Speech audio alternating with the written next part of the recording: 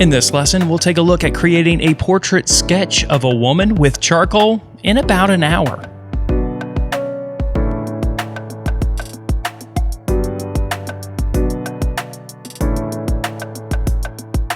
Hello there everyone, Matt here with thevirtualinstructor.com, and in this lesson we're going to take a look at creating a charcoal sketch of a woman using Vine and compressed charcoal on white drawing paper. Now, I complete my drawing within an hour, but if you want to spend more time on your drawing, that's absolutely fine as well. So we'll start by taking a look at the materials and then we'll go through the entire process. So let's go ahead and get started. For this drawing, we'll be working with vine or willow charcoal, which is very soft and brittle, but easily blended and removed from the surface. We'll also be using compressed charcoal in the form of a charcoal pencil. These marks are going to be very dark, but a little bit harder to erase. We'll also be using a blending stump. You can use a blending stump or a blending tortilla. And we'll be working with a couple of erasers, a kneaded eraser, and also a vinyl eraser for more precision erasing. We'll get started here on the white drawing paper, and I have planned out my picture plane so that it's proportional to the photo reference, meaning it's the same shape. I can use the edges of the picture plane to begin to figure out the outer edges and contours of the woman's hair here, starting with a vine charcoal stick. You'll remember that vine charcoal is very soft and easily blended, and it's also easily erased. So in these early stages of the process, we can be very loose with our marks and make corrections as we see fit. You'll see now that I'm planning out the hairline, and I've also drawn a line down the bridge of the nose. This will help me figure out where the center of the face is located. As I'm making these marks, I'm making comparisons between the shapes that are beginning to develop and the edges of the picture plane, ensuring that these shapes are as accurate as possible. I'm also adding small bits of different areas of darker value, indicating areas of shadow. With charcoal, we don't have to really be too concerned with the lines that we see. Instead, we're going to focus more on the shapes of value and tone that we see, and allow the details to emerge gradually throughout the drawing. Now I figured out where the edges of the face are located, and then from that information, I can figure out the edges of the neck, working our way down to the shoulders. You'll notice that I'm holding the stick of vine charcoal at the very end, using almost the side of the charcoal to make these marks. These will make broader strokes, allowing me to fill in shapes of value quickly. If you held the charcoal stick like a traditional pencil, you'll create lines in the surface of the paper, and sometimes these lines are hard to erase or remove, and it also forces you to be a little bit stiffer. In the beginning stages of a charcoal drawing, we need to stay loose and move almost our entire arm as we make marks. Now at this point, you can see that I've got quite a bit of tone and value on the surface, and it's time to start blending some of these applications. Blending will not only smooth out the transitions of value from dark to light, but it will also work some of the material into the surface of the paper, creating a lighter gray. At this point, we're starting to develop some of the middle values that we see. Now, when we're working with the blending stump, we need to still consider the blending stump to be a mark-making tool. We can use it almost like a brush and pull the material into different sections of the drawing. Now, this particular drawing or subject presents some unique challenges that we need to keep in mind. Of course, anytime we draw a portrait, it's essential to focus on the features of the face. And we know that every face is different, and all of the features on each face are going to be different as well. This, of course, is a challenge in itself. But for this particular subject, we're looking up at the subject, meaning that the vantage point of our viewer is below the head.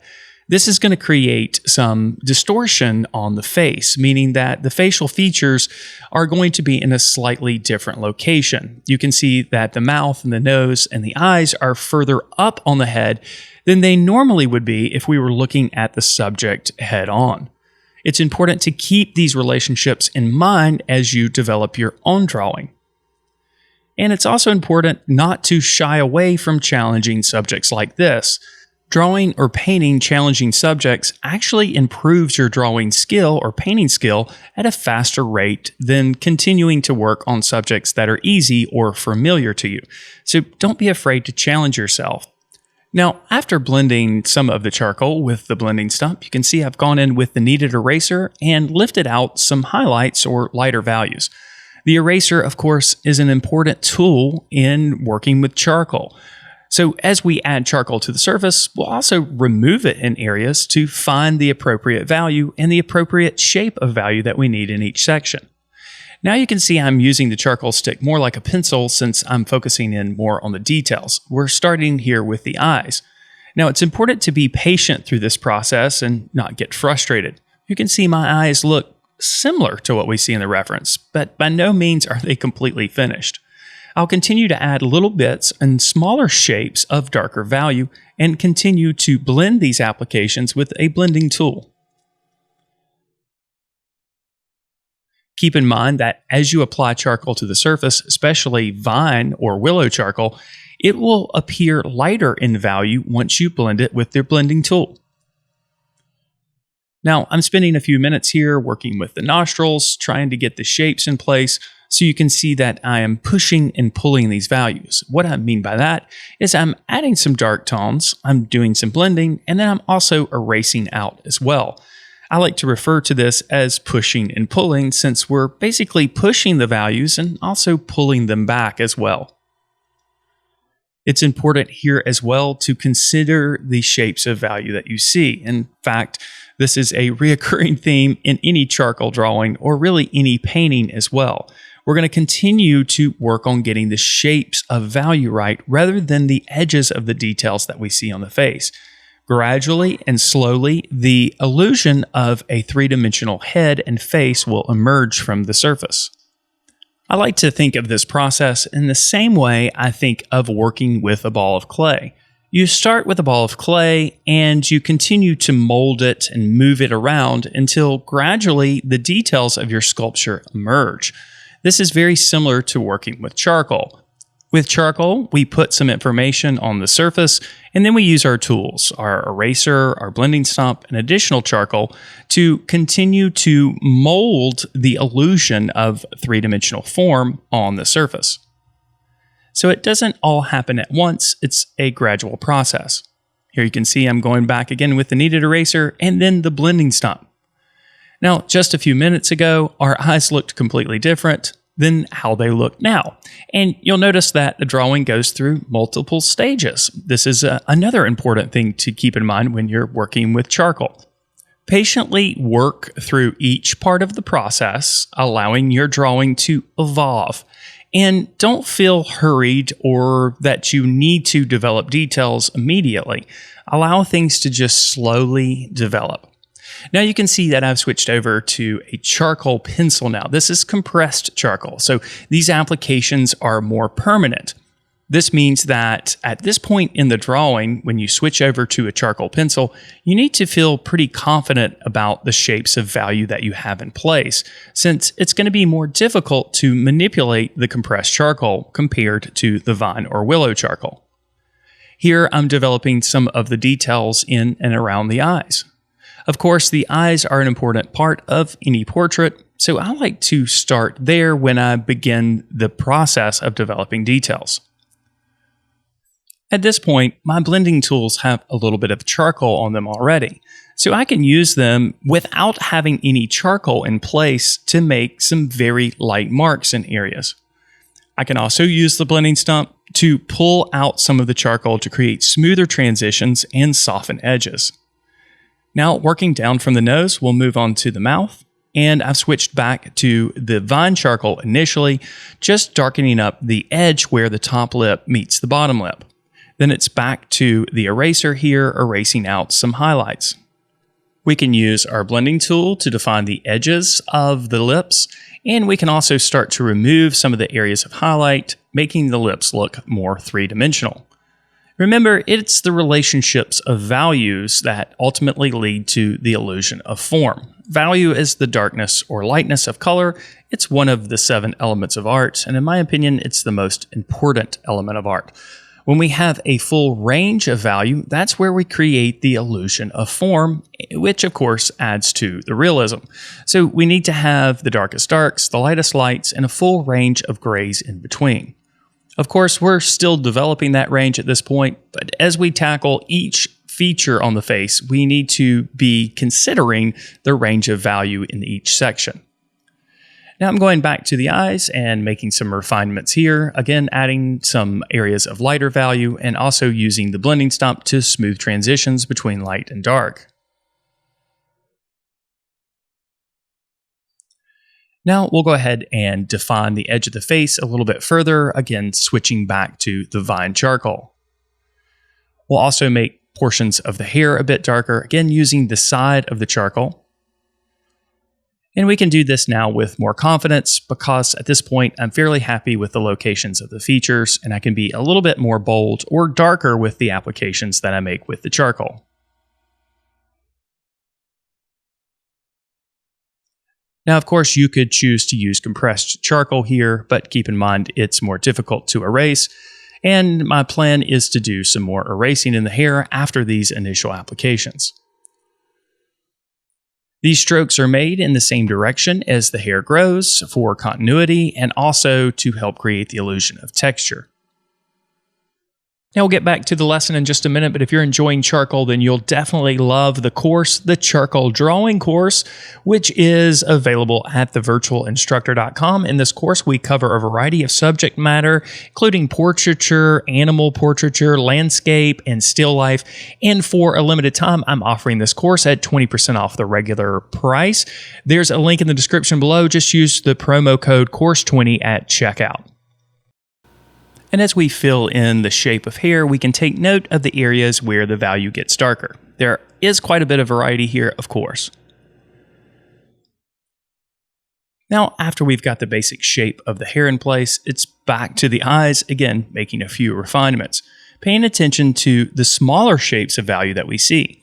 So essentially, we started with the larger shapes of value, and now we're working down to the smaller shapes of value. Again, not concentrating on lines per se, but the shapes of value that we see. Now, let's refine the edge of the chin a little bit further. It's quite a bit darker there than the values we have in place. So with a bit of the vine charcoal, we'll go ahead and make a pretty liberal application, and then blend this with the blending tool. You can see here how easy it is to blend and smooth transitions and also alter the value slightly by using the blending tool.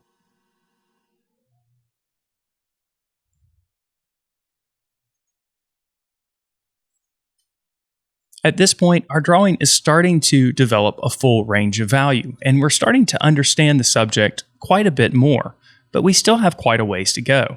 We'll work our way down to the edge of the dress, and we'll go ahead and create a line there. And then we'll also put in some of the variations of darker value that we see along the collarbone. And then, of course, these transitions are nice and smooth, so we'll need to smooth them out with the blending tool. And we'll also need to erase some of the highlights out as well.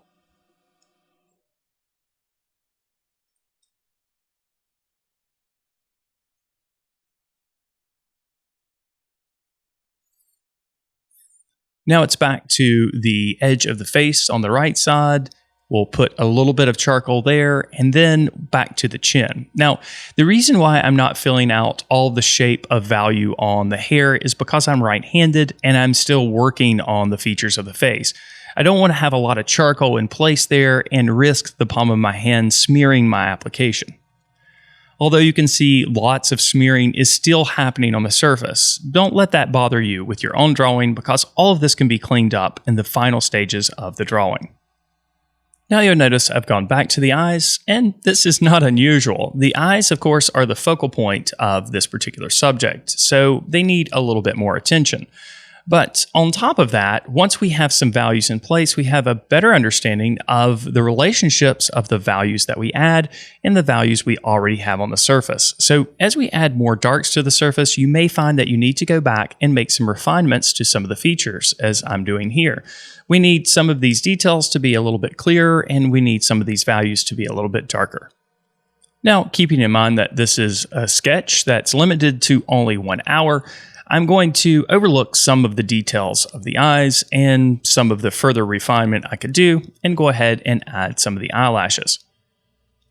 Now, at this point, since we've got some of the details in place for the eyes, we can go ahead and fill in the rest of the shape of the hair and use a larger blending stump to smooth these applications and work the charcoal into the surface.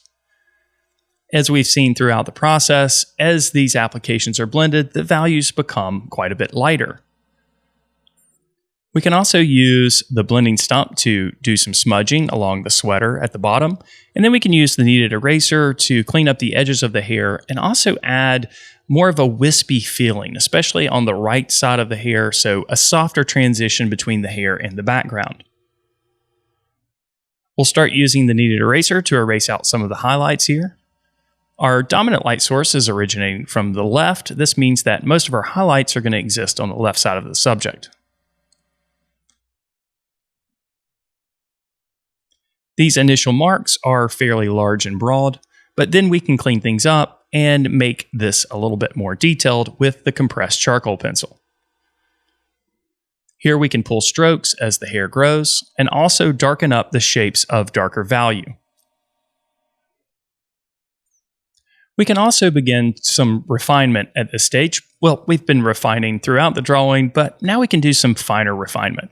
Like here, I'm adjusting the transition of value around the chin and also addressing the edge of the face on the right side, altering the edge just slightly.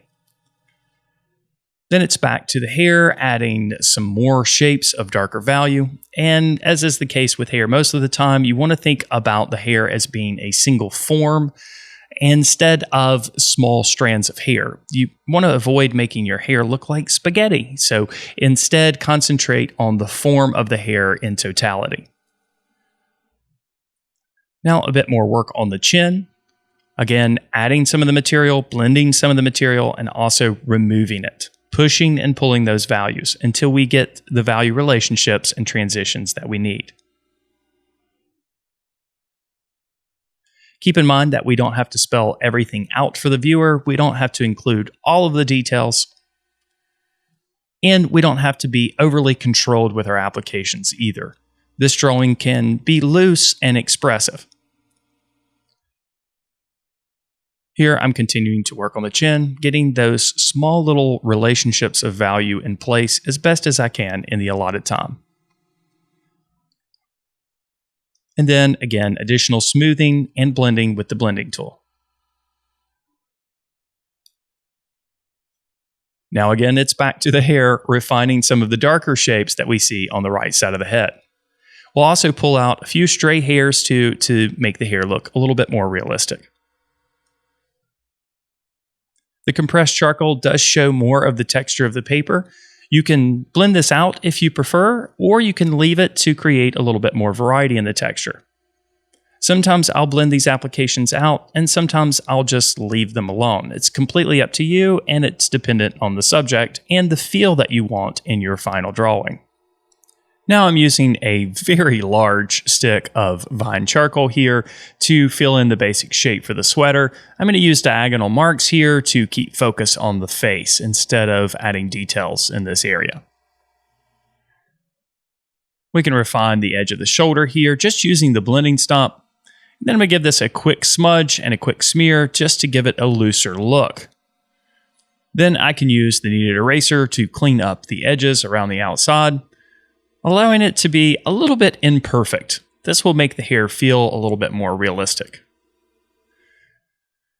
At this point, I decide I am going to do a little bit of blending and smudging here with the blending tool, softening some of those compressed charcoal applications. And then I'll do the same on the sweater at the bottom. Then we'll continue to clean up the edges of the drawing here using the kneaded eraser. And now I'm going to go back in with that huge stick of vine charcoal and add some more wispy hairs and just some more areas of medium to dark value in the hair.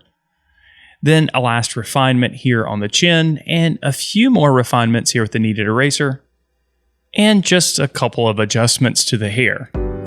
And now at this point, we've spent about an hour on the drawing, and our loose charcoal portrait of a woman is complete. Thanks so much for watching this video. Hope you enjoyed it. Hope you were able to pick up a couple of things here and there. Now, if you're new to the channel or if you haven't done so yet, make sure you subscribe and click on the notification bell so you're notified when new videos like this are uploaded. And if you want to take your drawing and painting skills to the next level, then you need to check out the membership program over at thevirtualinstructor.com. There we have a variety of drawing and painting courses on a variety of subject matter and materials. And we also do weekly live lessons, which are all recorded and stored in our vault. You can go back and watch any of the live lesson series we've ever done. These are broadcast weekly on Wednesday evenings at 8 o'clock and then stored in our vault for you to catch up on. We also do weekly critiques as part of the Members Minute, and there's also a year-long curriculum for visual arts teachers, which includes everything you need to teach. Now, all of that is included in the membership program. If you want to check out the membership program, you can try it out for free for a week. And then beyond that, it is extremely affordable, so it fits everybody's budget. I'll leave a link in the description below for you to check out the membership program. And if you want to just check out 3 of our course videos and ebooks for free, you can do that as well. I'll leave a link in the description below for that as well. That will put you on our mailing list so I can send you lots of free art lessons. Thanks again for watching, and as always, I wish you all the very best in your artistic success.